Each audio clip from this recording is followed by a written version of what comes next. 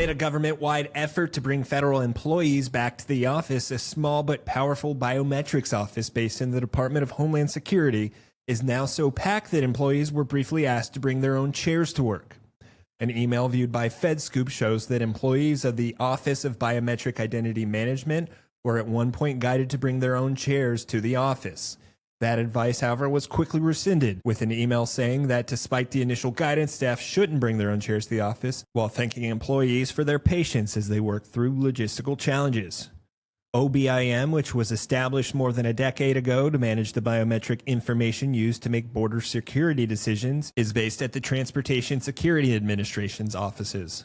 Another email, also viewed by FedScoop, highlights the severe space constraints at OBIM. Employees were sent lists of conference rooms that could be used for seating options for work. The email said, quote, "With the space limitations, we encourage staff to please be accommodating and share offices and workspaces to the extent that it is possible.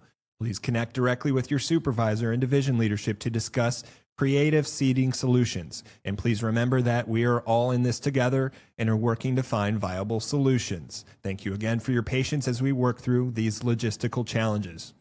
Because there isn't enough office or cubicle space, it's possible that staffers could unintentionally expose information to those that don't need to know it, given their proximity to other people, one former OBIM employee said. A person within DHS also confirmed that privacy was an issue and that because conference rooms were being used for work, they were not being used for conferencing.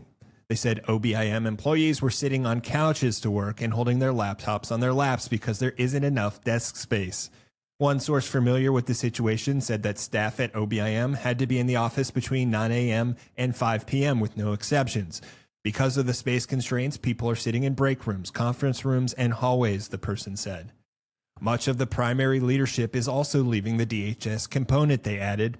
OBIM has seen its fair share of upheaval in recent weeks beyond the office issues. Kenneth Gant, the deputy director of OBIM, is leaving the agency, two sources said.